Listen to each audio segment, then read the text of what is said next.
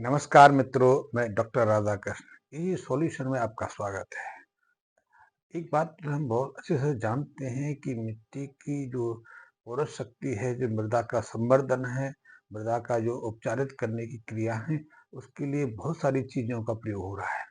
इसमें जीव अमृत का भी प्रयोग हो रहा है। जीव अमृत का तो अर्थ ही है जीवों को जीवन देना।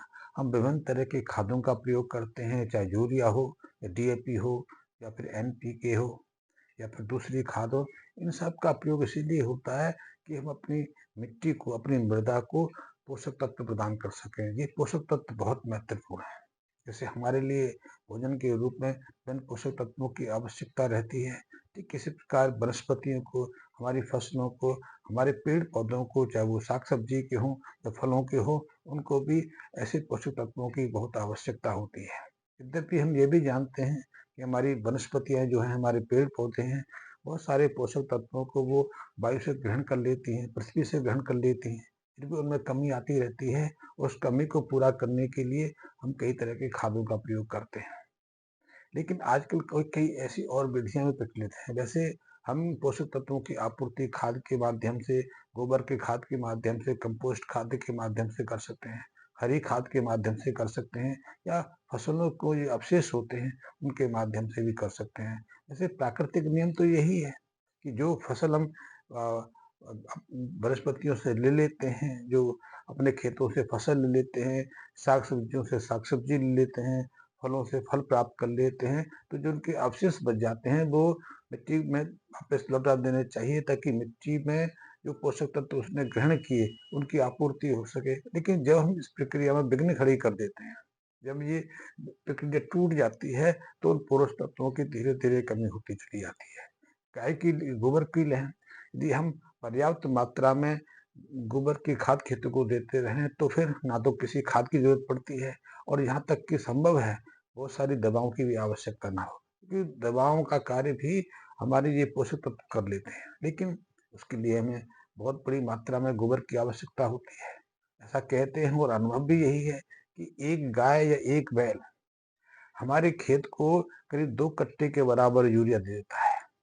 2 कट्टे में यूरिया के माध्यम से जितनी नाइट्रोजन हमारी मिट्टी को मिलती है, उतनी नाइट्रोजन की आपूर्ति एक गाय और एक बैल एक साल में सहजता से कर देता है। लेकिन इतना गोबर हमें उपलब्ध तो कराने की आवश्यकता है। मूत्र के माध्यम से भी इतना यूरिया, इतनी जो नाइट्रोजन खेतों को उपलब्ध हो जाती है।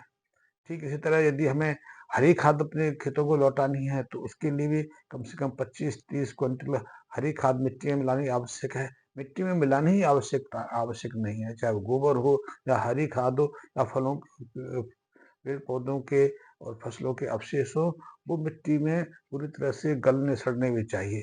वो जब तक खाद के रूप में बदलेंगे नहीं, तब तक वो पोषक तत्व उनके अंदर ही रह जाते हैं। पोषक तत्व मिट्टी में मिल नहीं पाते, और मिट्टी में पोषक तत्वों का मिलना बहुत आवश्यक है। लेकिन इसी कार्य को हम गोरस के माध्यम से, जो एक्टिव गोरस सॉल्यूशन हमारा है, उसके माध्यम से कर सकते हैं। और हमारे अनुभव में है, हमारे ये अध्ययन रिपोर्ट्स हैं, कि 1 एकड़ खेत के लिए केवल इस गोरस का या इस गोबर घनशक्ति का 500 से 1 किलो की मात्रा, 500 ग्राम से लेकर 1000 ग्राम की आवश्यकता पड़ती है। और इसको 2-4 बार रिपीट कर दें, तो उस रिपीट करने से ही मिट्टी के अंदर इतनी पोषकता आ जाती है, इतनी मधुरता आ जाती है, इतना मुलायमपन आ जाता है, इतनी मिट्टी भुरभुरी हो जाती है, कि उसमें बहुत तरह के जीवाणु सहजता से विकसित होने लगते हैं।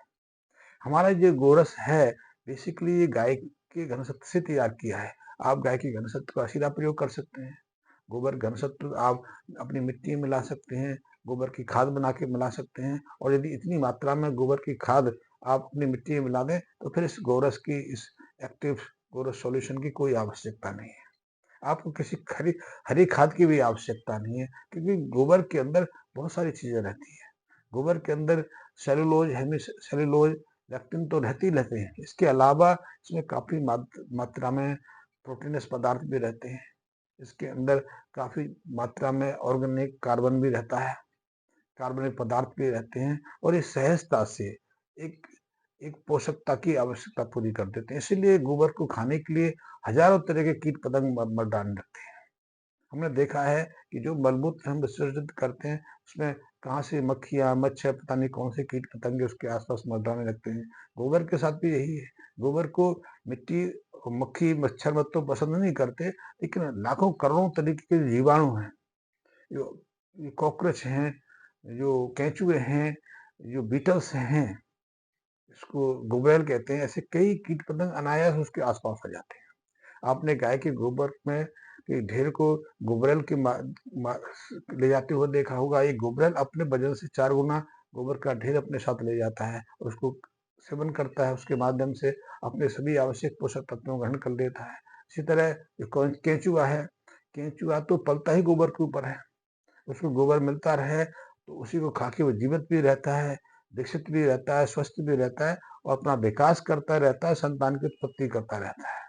और कहते हैं कि कुछ जो केंचुए हैं, यदि उनको पर्याप्त संरक्षक मिले, पर्याप्त गोबर की उपलब्धता मिले, तो वो लाखों की संख्या में अपने जैसे केंचुए को जन्म दे देते हैं। और ये केंचुए हमारे खेत के लिए, हमारी मिट्टी के लिए बहुत आवश्यक है, क्योंकि ये केंचुए गोबर खाते हैं, तो इनके पेट में जो पाचक एंजाइम्स हैं, उनमें बहुत सारे मूल्यवान पोषक तत्व रहते हैं और उसके साथ में ये बाहर निकलता है।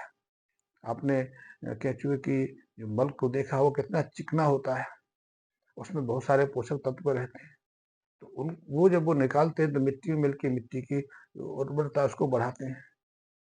तो गोबर के माध्यम से भी कार्य हो सकता है।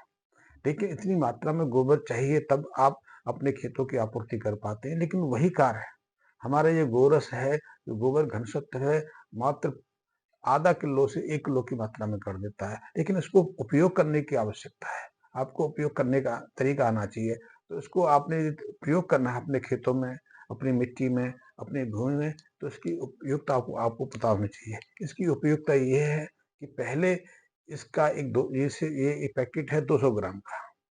आपने इस 200 ग्राम के पैकेट से 200 लीटर का एक ड्रम लेना है जिसमें ढक्कन हो, उसमें 100 सवा 100 लीटर के आसपास पानी लेना है।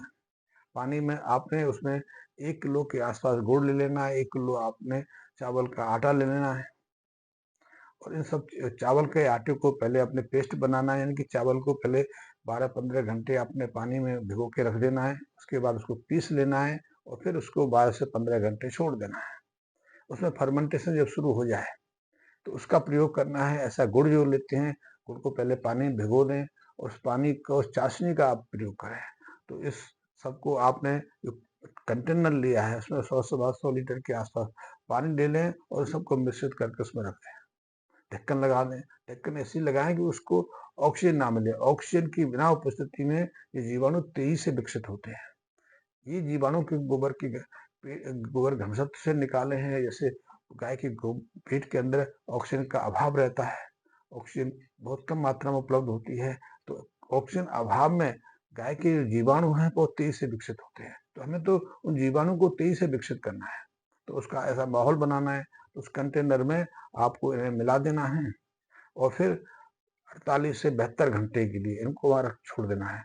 लेकिन दिन में 2 बार ढक्कन को खोल के थोड़ा सा हिला देना है, ताकि उसमें जो मीथेन गैस बनी है, कार्बन डाइऑक्साइड गैस बनी है, सल्फर डाइऑक्साइड गैस बनी है, वो रिलीज हो जाए, प्रेशर कम कम हो जाए और फिर उसको बंद कर देना है। इससे 48 से 72 घंटे में ये मदर कल्चर तैयार हो जाता है। इस मदर कल्चर को आप सुरक्षित रख लें। आप इसको सीधा भी प्रयोग कर सकते हैं। सीधा प्रयोग करना है तो जब भी आप पानी दें अपने खेतों में, अपनी फसल में, तो उस पानी में इसकी 2% की मात्रा, यानी कि 1000 जो आप पानी देने वाले हैं, 1000 लीटर, उसमें 20 लीटर के आसपास ये इसका सॉल्यूशन उसमें मदर कल्चर मिक्स कर दें। तो आप इसका भी प्रयोग कर सकते हैं। आप जब भी पानी दें इसका प्रयोग करते रहें। आप फसल खड़ी है तो जो खड़ी हुई फसल है उसमें उसी पानी को देते रहें और महीना 15 दिन में उस पर एक बार स्प्रे कर दें। स्प्रे से इसके जो पोषक तत्व हैं, क्योंकि जब भी जीवाणु मल्टीप्लाई होते हैं, जब भी जीवाणु अपना संवर्धन करते हैं, अपनी संख्या बढ़ाते हैं, तो ये अपनी संख्या बढ़ाने के साथ अपनी विभिन्न जो जैव रासायनिक क्रिया हैं, उनमें बहुत सारे जैव रसायन पैदा करते हैं। बहुत बहुत एक्टिव रसायनों की उत्पत्ति करते हैं, जिसमें कुछ हार्मोन्स भी होते हैं, कुछ पाचक एंजाइम्स भी होते हैं, कुछ दूसरे रसायन भी होते हैं। तो ये सब प्रत्यक्षतः जब हमारे पेड़ पौधों की पत्तियों के संपर्क में आते हैं तो उसके माध्यम से अपना प्रभाव डालते हैं। दूसरा, इसमें कुछ ऐसे तत्व भी हो जाते हैं जो कई तरह कीट पतंगों को वनस्पति से दूर रखते हैं या फिर उन पत्तों पर किसी तरह के हमला करने से रोकते हैं। क्योंकि कुछ जो रोगाणु हैं, कीट पतंगे ऐसे हैं जो फसल खा के जिंदा रहते हैं, वो बीमारी के रूप में फसल को प्रभावित करते हैं। तो बीमारी से सुरक्षित रखने के लिए भी ये स्प्रे बहुत महत्वपूर्ण है। मैंने जैसे बताया कि सॉल्यूशन को जब आप संवर्धित करते हैं तो उसमें कई तरह के ग्रोथ हार्मोन से पैदा हो जाते हैं, तो ये भी प्रभावित करते हैं। तो जब आप पानी के माध्यम से उसको देंगे और स्प्रे के माध्यम से भी इसका प्रयोग करेंगे तो उसका डबल फायदा होता है। इससे एक तो ये होगा कि यदि पानी के माध्यम से देते हैं तो पानी मिट्टी जो है बहुत मुलायम होती चली जाएगी, तो जो भी फसल लेंगे, जो पेड़ पौधे आप उसमें लगाएंगे, उसकी जड़ें गहराई तक जाएंगी। दूसरा, जटिल कार्बनिक संरचना जो मिट्टी में है, जो अभी तक घुली नहीं है, गली नहीं है, टूटी नहीं है, डिकम्पोज नहीं हुए, वो डिकम्पोज हो जाएंगी। उनके अपघटन से बहुत सारे पोषक तत्व मुक्त होते हैं, उसमें कार्बन मुक्त होता है। ये कार्बन बहुत महत्वपूर्ण है। हमारी बॉडी हो या वनस्पति कोई भी हो, इसका आधा हिस्सा 50% ऑर्गेनिक कार्बन से बना होता है। ये ऑर्गेनिक कार्बन विभिन्न जो एलिमेंट्स हैं, विभिन्न जो खनिज हैं या मेटल्स हैं, उनके साथ बहुत सारे अवयव बनाता है। ये कार्बन ऑक्सीजन के साथ मिलता है तो कार्बन डाइऑक्साइड बना देता है, ऑक्सीजन और हाइड्रोजन के साथ मिलता है तो ये दूसरे कार्बोहाइड्रेट संरचना बना देता है, हाइड्रोजन के साथ मिलकर ये मीथेन बना देता है, इथेन बना देता है। और यही संरचनाएं जटिल रूप धारण करते करते एक शरीर का निर्माण कर देती हैं। सेलुलोज में भी आधे से ज्यादा हिस्सा इस कार्बन का रहता है। सेलुलोज हो या क्लोरोफिल हो, क्लोरोफिल हमारी वनस्पतियों के लिए बहुत महत्वपूर्ण है। यही क्लोरोफिल प्रकाश की उपस्थिति में वायु से, हवा से कार्बन डाइऑक्साइड और ऑक्सीजन ग्रहण करके, हाइड्रोजन ग्रहण करके, पानी के साथ में वो हाइड्रोजन भी ग्रहण करते हैं, ऑक्सीजन भी ग्रहण कर लेते हैं, उसके माध्यम से कार्बोहाइड्रेट और प्रोटीन का निर्माण करते हैं। ये वनस्पतियों की वृद्धि के लिए, विकास के लिए और संवर्धन के लिए बहुत महत्वपूर्ण है। तो आप जब भी इस गोरस का प्रयोग करेंगे, उसका लाभ आपकी मिट्टी को मिलेगा, आपकी वनस्पति को मिलेगा। आपका इसका निरंतर प्रयोग करेंगे, जब आपकी मिट्टी में ये 2-3-4 किलो के आसपास पहुंच जाएगा तो देखेंगे आप परीक्षण करा के देखें, मेरी बातों में मत आइए। जब इसका प्रयोग करें तब मिट्टी का परीक्षण करा के देख लीजिए, तब उसका ऑर्गेनिक कार्बन देख लीजिए, नाइट्रोजन देख लीजिए, फास्फोरस देख लीजिए, सल्फर, आयरन, जिंक, जो भी मेटल्स होते हैं उसका देख लीजिए क्या दर है, क्या परसेंटेज है। और फिर 4-6 महीने के बाद फिर उसका सैंपल करा के देख लीजिए, क्योंकि मृदा परीक्षण सरकार ने फ्री रखा हुआ है, आपको सिर्फ सैंपल देना है। और जब आपके पास रिपोर्ट आएगी तो आप विस्मित होंगे कि इसके निरंतर प्रयोग से ये सभी जो खनिज तत्व हैं, इनकी मात्रा बढ़ रही है। और दूसरा प्रयोग तो आप कर ही रहे हैं, जो फसल ले रहे हैं, जो साग सब्जियां ले रहे हैं, जो वनस्पति आप ले रहे हैं, उनकी वृद्धि देखेंगे, उनकी हरियाली देखेंगे, उनका विकास देखेंगे, उनकी रोग प्रतिरोधक क्षमता देखेंगे, उनकी जड़ें देखेंगे, कितनी गहरे से जड़ें जा रही हैं, उनके ऊपर जो फल लगेंगे, साग सब्जियां लगेंगी, जो अनाज आएगा, जो अनाज की बाली आएगी, अनाज का दाना होगा, तो उसका भी तो आप वजन देखेंगे, उसका रूप रंग देखेंगे, स्वाद देखेंगे, इन सब में परिवर्तन होगा।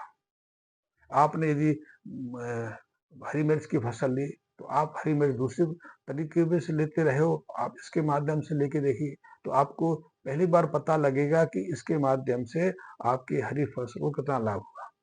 पहले आपके पौधे पर 100-150 हरी मिर्च आती थी, निश्चित रूप से जब इसको 5-7 बार प्रयोग कर लोगे तो उसी मिर्च के पेड़ के ऊपर 100-150 की जगह 250-300 से आसपास मिर्च लगेगी। मिर्च का टेस्ट अलग होगा, उसका साइज अलग होगा। मिर्च एक अलग चीज है, टमाटर हो, भिंडी हो, बैंगन हो, कोई भी फसल हो, उसमें आप एक बदलाव देखेंगे, स्वाद में बदलाव आएगा। और सबसे प्रमुखता तो ये है कि ये चीजें अब सड़ने गलने की जरूरत नहीं है, अभी सड़ेंगी नहीं, ना इन पर रोग लगेंगे, इसलिए ना तो आपको किसी कीटनाशक की जरूरत पड़ेगी। तो इसका प्रत्यक्ष प्रमाण आप स्वयं करके देखिए, ये अद्भुत है। मैं इसको बेचने के लिए नहीं करा कि आपको बेचने के लिए करा।